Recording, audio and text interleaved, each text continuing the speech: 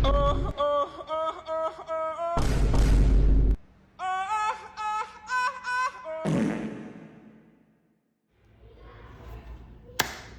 is up, YouTube? Welcome back to another video. Actually, the first video. Don't forget, smash that like button, hit the notification bell, hit the subscribe. Merch link in bio. Cop that merch. No, I'm just kidding.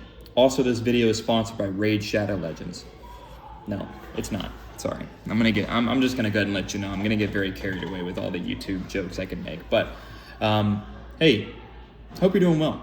Miss you guys. If you're like, Mr. Carter, what are you doing at work? I'm talking to you from the past, from beyond the void. February 17th, and I'm here after work recording these videos for you and for your learning, so I hope that they're useful to you. I hope you're doing well. I know this is kind of weird, but hey, it's the best I can do, and I'm gonna give you life updates, so whenever she's born, I'll let you know. Send a little video out there, let you see her, but hope you guys are doing well. I'm so sorry, I couldn't stop that one. Oh, you know what? That's just a little treat for you. I know you all wanted that. Okay, so here's how it's gonna work. I'm gonna yap for a little bit, for about 10 minutes. I'm gonna tell you guys what to write down, and I'm gonna put some pictures up so that way you guys can look at those. Okie dokie. So we've been talking a lot about the way that life has changed after the Viking Age, what the medieval era looks like. We are getting into a fascinating period of history, one that is really not talked about a lot, but that is super important, and that is the Crusades. Okay, so make a new title. Please, in your notes, make a new title. Call it The Crusades. All right.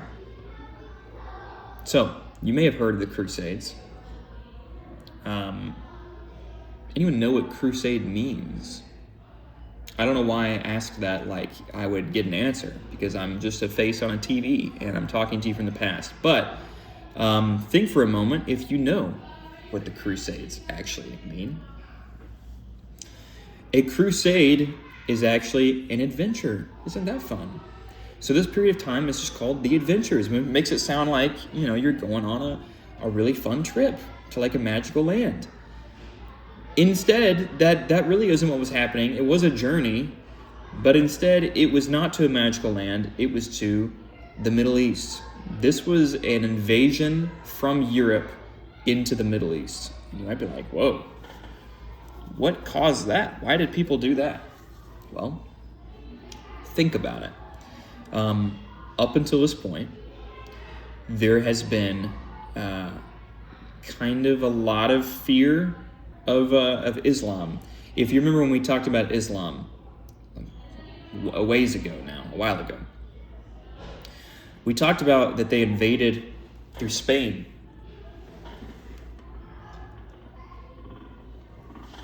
I don't know if you guys remember that. They invaded Spain. Okay, so Europeans had experience with Islam. Remember, they also tried to invade France. They didn't make it all the way through, because of course it's full of barbarians that were not interested in becoming Muslim. Anyway, so Europeans knew about Islam. At this point in time, Muslims were occupying what we today call the Holy Land. Okay, the Holy Land would be like Israel, Palestine, Judea, the regions that are in the Bible. So real quick in your notes, underneath Crusades, I want you to put a bullet point or whatever kind of shape you want to do. All right, and I want you to define what a crusade is. A crusade is an adventure or a journey. All right, I'll give you a second to write that down. Crusades it means adventure or journey. Okay, now, in the West, in Europe, there is a growing tradition, okay? It's this idea that Christians felt like they needed to visit the Holy Lands. They needed to see this place. And this still happens today. There are many people who will go to visit Israel, which I think is great. There's nothing wrong with that. But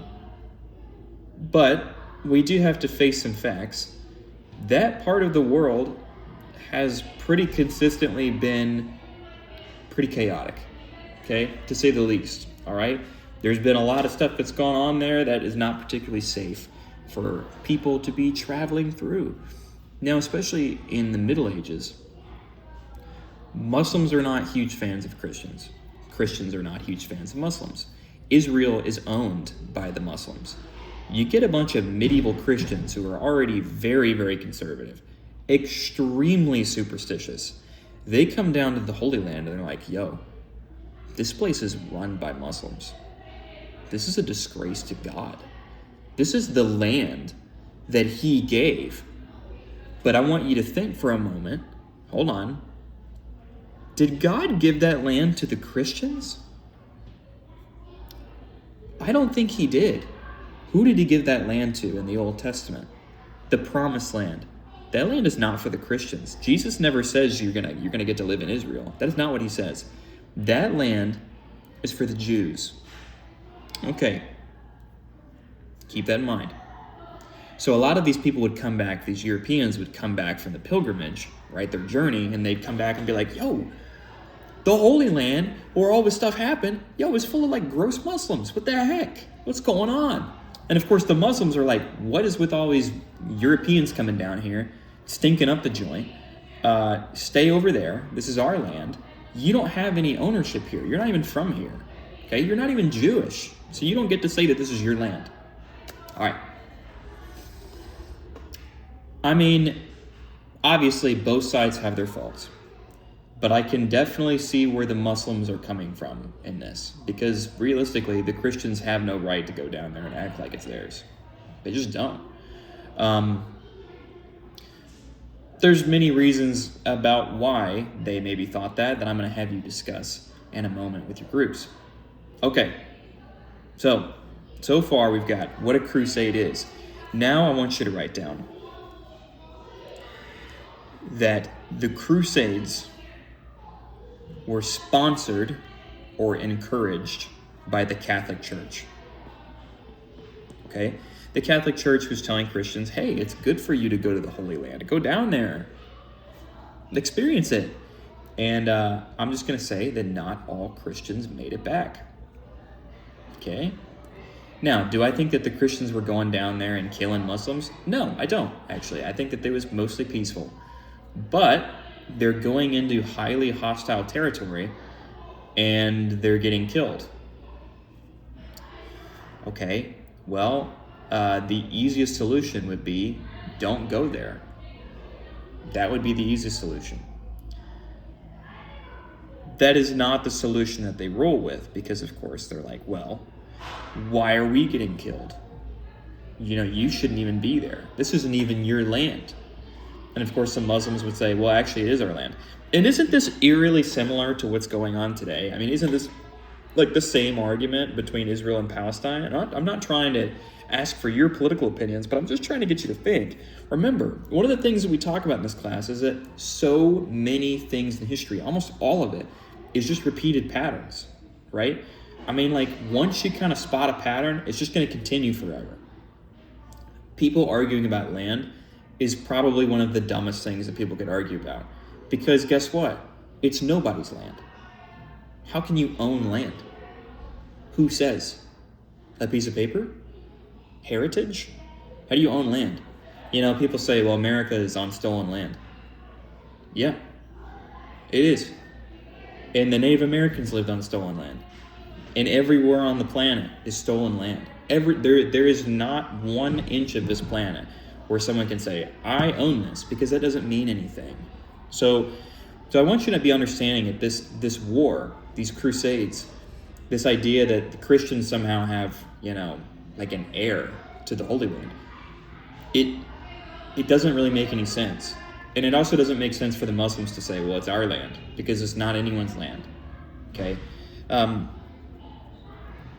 By the way, I mean, a lot of people would say, depending on how you view this, they would say, well, God gave that land to the Israelites. And I would say, yeah, that's true. But you know what God also did? He also took that land away from the Israelites multiple times. So I think even biblically, there's this idea that yes, God can promise land, but at the end of the day, it's not humanity's land. It's God's land. All of it. Like the entire planet is God's land. We are just visitors. We're guests. We don't get to just say, well, this is my land. They don't fly like that, man. So this entire war, and really all wars are pretty dumb, but this war is especially pretty silly. But man, does it have really, really intense consequences. So after these pilgrims come back, they, say their grievances about the Muslims to the Catholic Church. The Catholic Church says it is the Christian duty to go down there and reclaim the Holy Lands from the Muslims. Okay, so I want you to write underneath your previous point. I want you to say, the Church encourages Christian kings to invade the Holy Lands. Okay. Now, their main goal is to save religious artifacts. Things like the Holy Grail, the Ark of the Covenant, things from the Bible that Christians believe that they should have possession of. Look, as a historian, I believe that we should try to save artifacts, for sure, right? Preserve learning, absolutely. But this might be shocking or, surprising to some of you, but at the end of the day, it's just stuff, okay? Like, I don't think Christianity is dependent on whether or not we have like a piece of wood from the cross. It's wood, okay? I don't think my faith is not dependent on the Ark of the Covenant being found. At the end of the day, and I'm not trying to speak blasphemous at all, but at the end of the day, it's a box, okay? I don't think it has religious significance, right? It does, but I don't think us possessing it means anything. I don't know if that makes sense. So, but to the European Christians, they say, yes, it 100% does. That there's power in this. That say, protecting the Holy Grail. This idea of protecting stuff, they're really saying, well, we don't want the Muslims to have the stuff because it has religious significance. If you go to like any church, Catholic church, in Europe, they are guaranteed to have some random religious artifact. I went to a place where they had like the jawbone of Peter. You're like, how could you possibly know that that's Peter? And they're like, oh, it's definitely him. There's this weird idea in European Christianity that Christians have to possess all of the stuff. And I think that as modern day American Christians, we can look at that and be like, I just don't, I don't think we need to. Like, some of it's just gone, and that's okay, because at the end of the day, it's just stuff. Peter's jawbone doesn't matter, okay?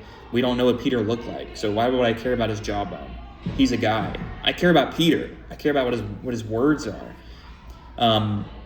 Notice that they're not going down there necessarily to save like manuscripts. They're not going down there because like they need to find more religious written things. They're going down there to protect stuff and buildings and statues and artifacts. And really, and I want you to write this down, the crown jewel for Europeans is the city of Jerusalem. They believe that they should own it. They believe that God promised it to them. And as Christians, I want you to think, does God ever promise Christians to have anything? No. I don't remember any verse in the Bible where it says Christians shall inhabit the city of Jerusalem. No. Or just simply never promised that. I hope this is making sense. All right, as class continues, we're going to be talking more about what happens in these crusades, different characters and things like that. By the way, you ever seen this meme before? You ever seen that? That's from the Crusades. That is King Baldwin the Leper. We will talk about him. By the way, if you've never seen that before, you've never seen one of these, okay, you might be like, Mr. Carter, what the heck are you doing? Stay tuned. You'll see. All right. with that, I'm signing off. I need to go home. I'm tired. I'm hungry. And yeah, I'm going to go enjoy my life. And I hope you do too. And I hope you have a blessed day. Thank you for listening. Audio quality and video quality in the future will be better. Peace out. Much love. Cue the outro. I hate this product so much. This is the worst thing. Why would anyone buy this? Look at this thing. I mean, oh my. Don't waste your time. Do not waste your time. This is garbage, bro. Garbage. Garbage. Garbage. Unbelievable. Get it out of my face.